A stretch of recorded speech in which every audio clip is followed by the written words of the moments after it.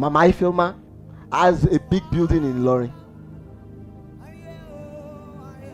You know the level of investment is different.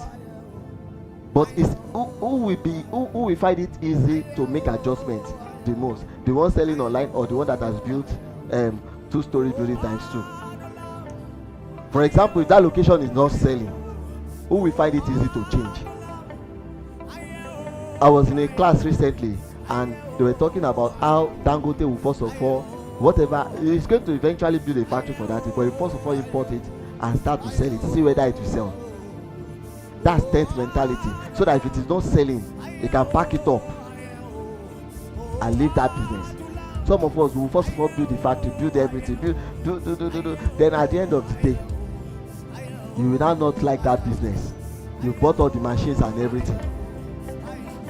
Initially, if you need to go, maybe you tailor, you need to go and look at one of your friend's spare machine and go to your friend's shop to be sewing.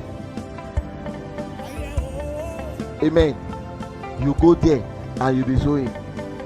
That's tent mentality. Easy to pack up.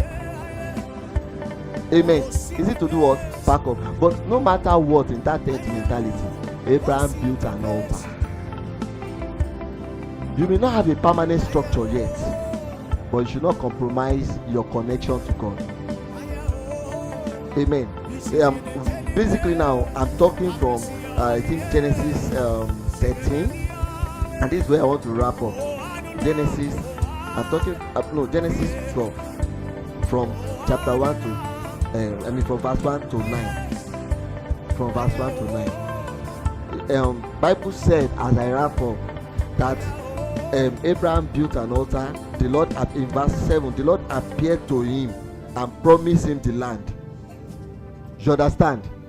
So the promise of God may be different from your current situation. The promise may be different. Currently, you have to go and be squatting.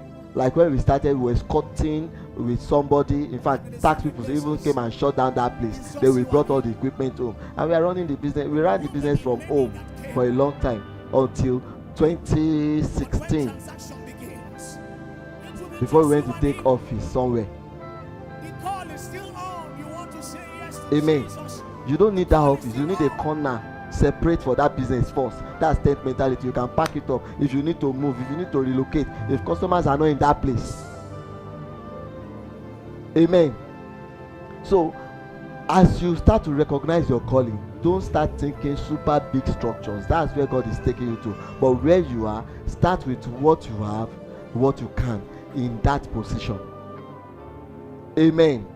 And then God will start to show you how to multiply the 1 talent, the 2 talents, and as you keep multiplying, God will be showing you what to do with it. Amen. So it is very important. One thing that happens to most people, why they are not able to embrace the tent mentality, is that we think everything we are holding is useless. We think the skills, the experience is not just counting in today's world. We think what we have does not really have any meaning. Like that woman that was in debt and Elisha went to meet. Do you remember that woman? And then that went to meet Elisha rather, and he said, "What do you have in your house?" She said, "Nothing." After thought, but a jar of oil.